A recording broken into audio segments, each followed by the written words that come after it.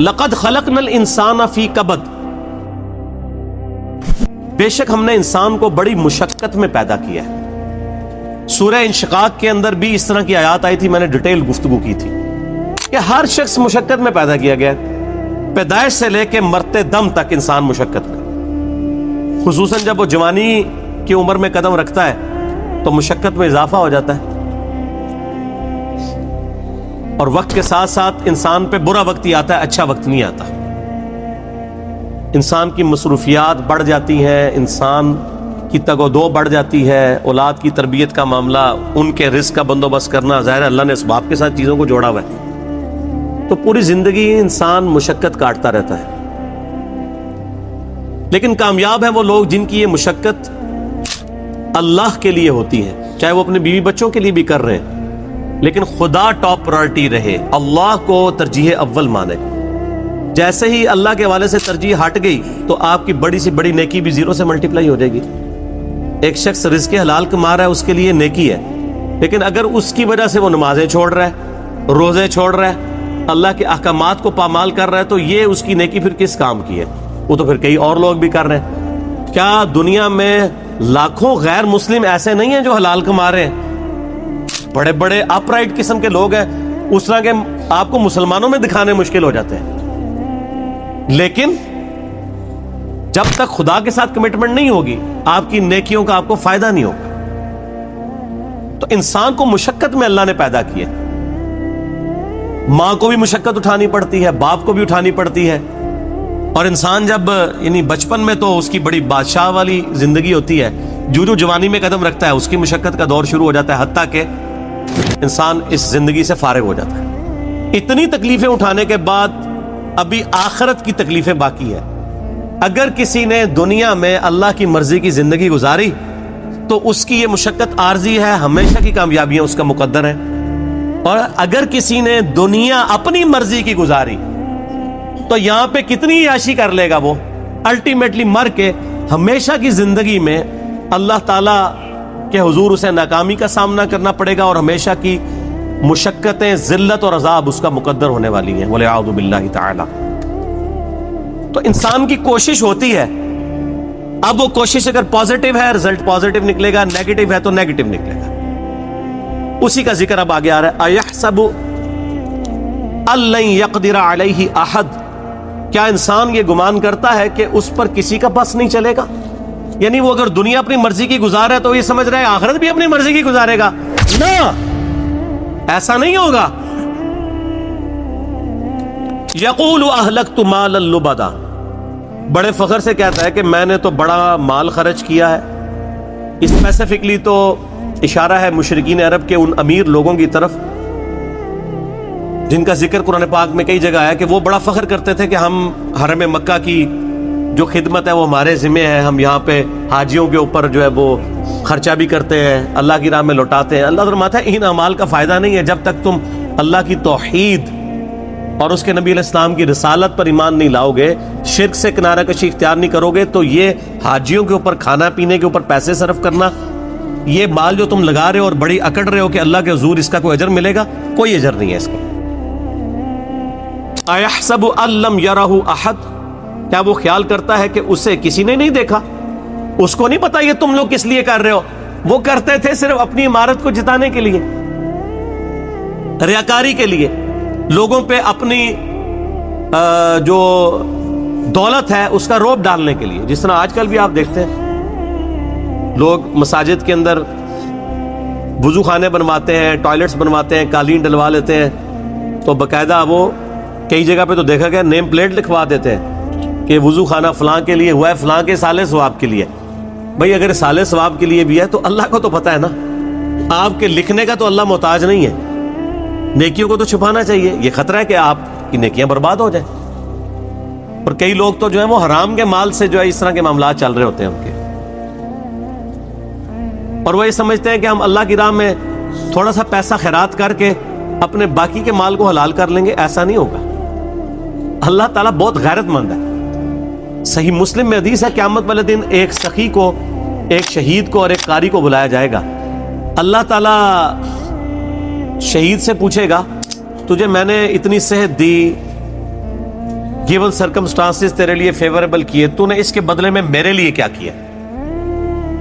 वो कहेगा या अल्लाह मैंने जान दे दी, और क्या करता? सबसे बड़ी कुर्बानी यही हो सकती। अल्लाह फरमाएगा तूने जान इसलिए दी ताकि लोग तुझे कहें बड़ा बहादुर है, तो तुझे दुनिया में लोगों ने बड़ी तारीफ की तेरी, तुझे दुनिया में अजर मिल चुका है इस रियाकारी का, औंधा मुंह करके दोज़ख में डाल दिया जाएगा।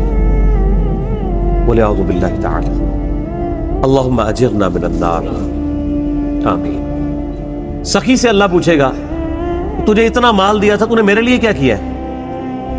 कहेगा या अल्लाह मैंने इतना सदका और खैरात किया तेरे इल्म में, हत्ता कि मैंने मस्जिदों में नेम प्लेट भी अपने नाम की लगवाई है, तुझे नजर नहीं आती वो प्लेटें? ये मैं कह रहा हूं उसकी एक्सप्लेनेशन में। अल्लाह फरमाएगा तूने इसलिए सब कुछ किया ताकि लोग कहें बड़ा सखी है, तो दुनिया में तेरी बड़ी तारीफ हुई है। आज भी आप देख लें, मैं नाम लिए बगैर कहता हूं, लाखों के दस्तरखान रोजाना के चला रहे हैं हराम के माल के ऊपर, और लोग उनकी बड़ी तारीफ भी करते हैं। देखें जी, चले जो कुछ भी है गरीबों को खिला भी तो रहा है ना। ये क्राइटेरिया दुनिया में ठीक है। ये फरजाना डाकू वाला मामला जो है ना, वो कि भी एक डाकू वो अमीरों से लूट के गरीबों की मदद करता था, ये फिल्मों में अच्छा है, अल्लाह ताला के लिए नहीं है। अल्लाह तो एक किसी भी क्रिटिकल रीजन की वजह से जीरो से मल्टीप्लाई कर देता है सब कुछ, बेपरवाह है ना। सर आप अपनी दाढ़ी पगड़ी नमाजों से और बड़े बड़े दस्तरखानों से अवाम को धोखा दे सकते हैं, अल्लाह को नहीं। सही मुस्लिम में हदीस है, अल्लाह ताला तुम्हारे शक्लों और तुम्हारे माल को नहीं देखता, दिलों और अमाल को देखता है। शक्ल भी नहीं देखनी और माल भी नहीं देखनी। आप लोग क्या देख रहे होते हैं? बड़ा नूरानी चेहरा है, अल्लाह का कितना करम है इस पे, कितनी दौलत है, और अल्लाह क्या फरमा रहा है? दिल और अमाल। हत्ता कि सही बुखारी में आता है, और इसका जिक्र इशारतन सूरह तौबा में भी आया है। जब नबी इस्लाम ने अपील की ना ग़ज़वा तबूक के मौका पर, रोमन एम्पायर से लड़ना था, सबसे बड़ी सुपर पावर, तो चंदे की अपील की, तो एक सहाबी ने पूरी रात एक यहूदी की यानी मजदूरी करने के बाद उसको एक मुट्ठी जो है ना वो खजूरें मिली मुआवजे के तौर पे। बार्टर सिस्टम था ना, जरूरी नहीं करेंसी मिलती थी, खजूरें मिल जाती थी, जौ के दाने मिल जाते थे, गंदम मिल जाती थी, और वो एक मुट्ठी खजूर लाकर नबी इस्लाम के पास पेश करता है कि मेरी तरफ से ये जिहाद के लिए कबूल कराए। वहां पे मुनाफिकीन होते हैं जो ऊपर से मुसलमान है, वो आपस में एक दूसरे से ठट्टा मजाक करते हैं कि ये देखो एक मुट्ठी खजूर से क्या फर्क पड़ना है, ठीक है। और नबी इस्लाम इतने खुश होते हैं कि आप इस्लाम उन खजूरों को वो जो जितना माल है उसके ऊपर यूं बिखेरते हैं और फरमाते हैं ये सब पे भारी है, पीछे इखलास है ना। इसीलिए देखें नेकियां क़यामत वाले दिन गिनी नहीं जानी, तौली जानी है। मक्के के अंदर रहने वाला शख्स जो रोजाना 5 वक्त नमाज हरम में पढ़ता है, हजारों लाखों नमाजों का सवाब कमाता है। ऐन मुमकिन है कि उसकी लाखों नमाजें, एक वो शख्स जो सड़क के किनारे मजदूरी करता है, वो मस्जिद तक भी जाने में उसको तरद्दुद है, और वहीं पे वो अपना कपड़ा डाल के जून जुलाई की तपती दोपहर के अंदर सड़क के किनारे किसी दरख्त की छांव में सिर्फ फर्ज ही अदा कर लेता है, उसकी एक नमाज जोर हो सकता है उसकी हजारों नमाज जोर जो हरम में है उससे बढ़कर हो, क्योंकि अल्लाह ने नेकियां तौलनी है, गिननी नहीं है। अगर किसी के पास 5 नोट 10-10 रुपए के हो और एक नोट 5,000 रुपए का हो, तो वर्थ किसकी ज्यादा है? 5,000 की।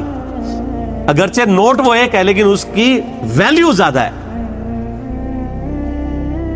इसी तरीके से अगरचे हरम में नेकियां ज्यादा हैं लेकिन उनकी वैल्यू वर्थ, इसी को वो कहा जाता है ना कि अल्लाह ताला क्वालिटी देखता है, क्वांटिटी नहीं देखता।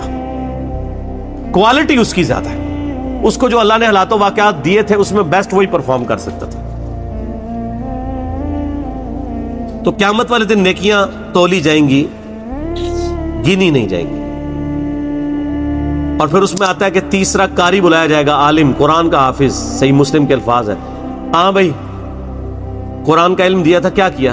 कहेगा या अल्लाह मैंने तो इतने लोगों को तकरीरें की, इतने वाज किए, इतने दरसे कुरान दिए, ये करता रहा। अल्लाह ने फरमाया वो इसलिए करता रहा कि लोग तेरी बड़ी तारीफ करें कि तू बड़ा अल्लामा है। تو دنیا میں تیری تعریف ہوئی ہے، اتنے بڑے بڑے اشتہار تیرے نام کے نہیں چھپتے تھے جس کے آگے پیچھے اتنی لمبی لمبی دمیں لگی ہوئی ہوتی تھی، تو تجھے دنیا میں اجر مل چکا ہے، اس کو بھی اوندا منہ کر کے دوزخ۔ تو ریاکاری کے ساتھ اعمال ایکسیپٹیبل نہیں ہے۔ اَيَحْسَبُ أَن لَّمْ يَرَهُ أَحَدٌ، کیا اس نے یہ خیال کیا کہ اسے کوئی دیکھ نہیں رہا؟ أَلَمْ نَجْعَل لَّهُ عَيْنَيْنِ، کیا ہم نے ان کے لیے دو آنکھیں نہیں بنائی؟ اب یہ اللہ تعالیٰ انسانوں کو مخاطب کر رہا ہے کہ جو میں نے تمہیں نعمتیں دی ہیں ان پر غور و تفکر کرو، اور پھر اس کا تقاضا کیا ہے وہ بھی آگے بیان ہوگا۔ ہم سب جتنے 100+ یہاں لوگ بیٹھے ہیں یا ہزاروں لوگ جو ویڈیو میں دیکھیں گے، کہ پوری دنیا کے انسان اپنے آپ کو سامنے رکھیں، اللہ تعالیٰ آپ سے مخاطب ہے۔ أَلَمْ نَجْعَل لَّهُ عَيْنَيْنِ، کیا میں نے تم لوگوں کو آنکھیں نہیں دیں؟ وَلِسَانًا وَشَفَتَيْنِ، اور ایک زبان اور دو ہونٹ نہیں دیے؟ اس کے اندر قیامت مضمر ہے میرے بھائی، یہ زبان اور ہونٹ نہ ہو تو بچہ بڑا ہی نہیں ہو سکتا۔ اور جو ساتھ جبلی ہدایت اللہ نے دی ہے، اسے پتا ہے کہ میں نے دودھ کیسے پینا ہے، بچے کو سکھانا نہیں پڑتا، وہ اپنی جبلی ہدایت، نیچرل انسٹنکٹ جسے کہتے ہیں، جیسا کہ ایک بکری کی نیچرل انسٹنکٹ ہے کہ وہ گوشت کی طرف دیکھے گی بھی نہیں اور گھاس کھائے گی، اور شیر جو ہے وہ گھاس اس کے سامنے، تازہ گھاس کیا تازہ سبزیاں بھی لا کے رکھے وہ اس کی طرف منہ بھی نہیں مارے گا، گوشت کھائے گا۔ اس طرح کی اللہ تعالیٰ نے ہر انسان کو بھی ایک انسٹنکٹ دی ہے جس کی وجہ سے وہ بچپن ہی سے ان چیزوں کی طرف مائل ہو جاتا ہے، ہونٹ اور زبان چوسنے کے لیے۔ وَهَدَيْنَاهُ النَّجْدَيْنِ، اور ہم نے اس کو دو راہیں دکھا دی، دو گھاٹیاں دکھا دی۔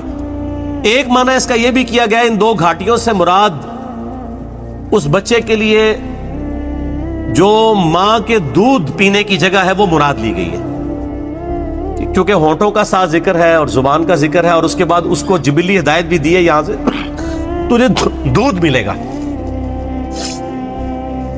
اور ایک اس کا معنی یہ کیا گیا کہ ان گھاٹیوں سے مراد یہ ہے کہ اسے بتا دیا گیا ہے کہ یہ حق کا راستہ ہے، اس کا انجام جنت ہے، اور یہ برائی کا راستہ ہے، اس کا انجام جہنم ہے۔ اِنَّا هَدَيْنَاهُ السَّبِيلَ إِمَّا شَاكِرًا وَإِمَّا كَفُورًا، ہم نے ہدایت کا راستہ دکھا دیا ہے، چاہے شکر گزاری کی روش اختیار کرو خواہ نہ شکری کی۔ فَلَقْتَحَمَ الْعَقَبَةَ، پھر وہ داخل ہی نہیں ہوا اس گھاٹی کے اندر جو اللہ کی ریکوائرمنٹ تھی کہ کون سی گھاٹی اختیار کرنے والی تھی۔ وَمَا أَدْرَاكَ مَا الْعَقَبَةُ، اور تمہیں کیا پتا ہم کس گھاٹی کا ذکر کر رہے ہیں؟ فَكُّ رَقَبَةٍ، وہ گھاٹی ہے غلاموں کی گردن کو چھڑانا۔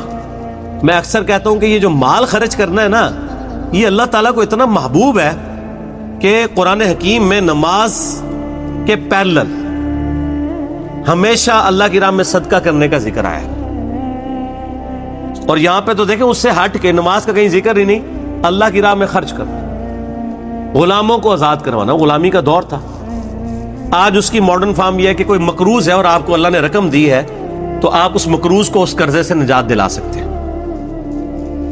او اطعام فی یوم ذی مسغبہ، یا بھوک والے دن قحط کے عالم میں کسی بھوکے کو کھانا کھلانا، یہ ہے وہ گھاٹی جو تمہیں عبور کرنی، یعنی جیب ڈھیلی کرنی ہے اللہ کے لیے۔ اللہ کے لیے جیب وہی ڈھیلی کرے گا جس کی یہ عقیدت ہوگی اللہ کے ساتھ، اور یہ عقیدہ وابستہ ہوگا کہ میں جو مال اللہ کی راہ میں خرچ کر رہا ہوں الٹیمیٹلی اس کا بدلہ مجھے اللہ تعالی نے آن دا ڈے آف ججمنٹ، قیامت کے دن دینا ہے۔ دنیا میں تو اگر آپ سے گورنمنٹ کہے کہ آج 10 روپے خرچ کرو، ہفتے بعد 1 لاکھ روپے لے لینا، تو سب لوگ کہیں گے جی ہمارے پاس تو کافی پڑے ہوئے گھر، یہ بھی لے لیں، اور لاکھ کے ساتھ ڈبل شاہ کے کئی واقعات آپ کے ملک میں نہیں آتے۔ اور اللہ کیا فرما رہا ہے سورہ البقرہ میں؟ 700 گنا تک کر کے لوٹاؤں گا، 700 گنا، اور یہ فرمایا جس کے لیے چاہوں گا اس سے بھی زیادہ اس کے لیے لوٹا دوں گا۔ اتنا بڑا پروفٹ تو کوئی بھی نہیں دیتا۔ اور اس دن جس دن کی کرنسی صرف نیکی ہے، قیامت کے دن، قرآن حکیم میں کئی جگہ آیا نا، اگر کسی شخص کو یہ اختیار دیا جائے کہ اس زمین اور اس کے مثل اور سونا پوری زمین جتنا سونا بھی خیرات کر دیا جائے تو کہے گا یا اللہ میں خیرات کرتا ہوں مجھے دوزخ سے رہائی مل جائے. تو یہاں تو اللہ تعالیٰ آپ سے اتنا بڑا سونا ڈیمانڈ نہیں کر رہا. گیون سرکمسٹانسز میں جو جتنا افورڈ کر سکتا ہے اللہ کی راہ میں خرچ کرے. بھوکے کو کھانا کھلانا, اور یہ کھانے کھلانا چاہیے. آج کل یہ جو بھوکے جعلی قسم کے پھر رہے ہیں نا زیادہ تر, ان کو بھی جو ہے نا ایڈریس کرنے کا بڑا آسان طریقہ ہے. جو کہتا ہے نا جی میں نے روٹی کھانی ہے مجھے 10 روپے دیں, اس کو کہ چلو روٹی کھلا دیتے ہیں, آؤ ہوٹل پہ بیٹھو کھاؤ روٹی, پیمنٹ کر دوں گا.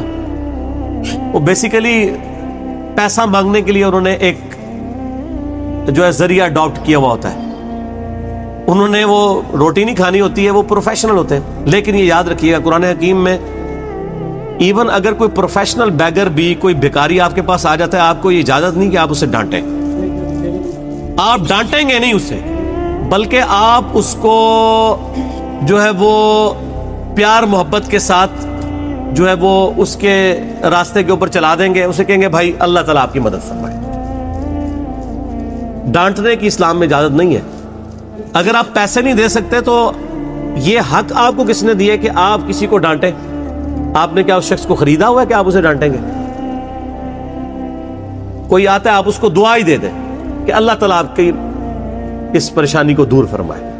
اور اگر کوئی روٹی کا طلبگار ہے اور آپ کھلا سکتے ہیں تو ہوٹل پہ اس کو لے جائیں, کھلا دیں.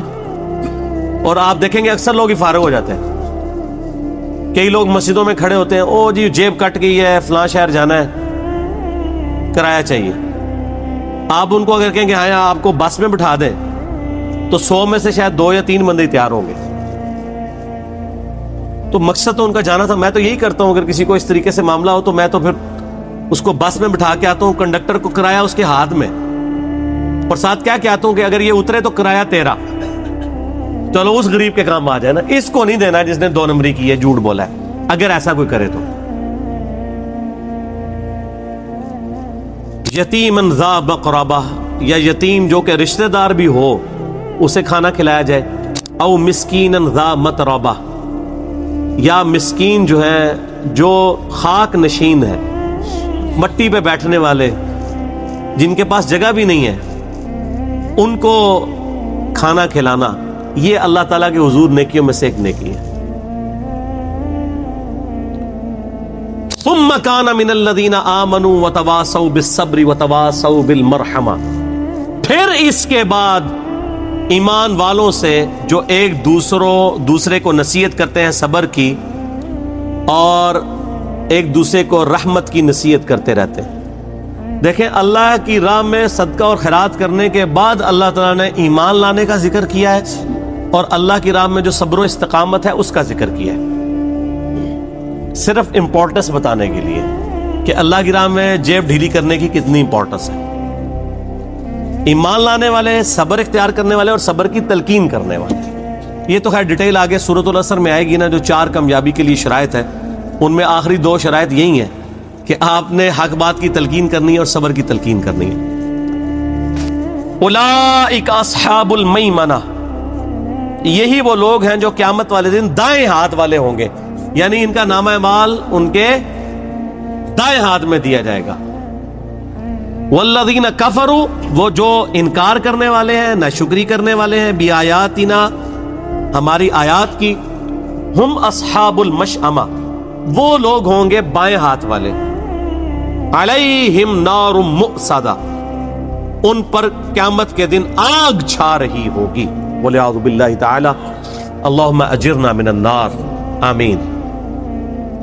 یہ قرآن کا اسلوب ہے کہ جب بھی اہل ایمان کا ذکر ہوتا ہے نا تو ساتھ ہی ساتھ فاسقین کا اور اہل جہنم کا بھی ذکر ہوتا ہے.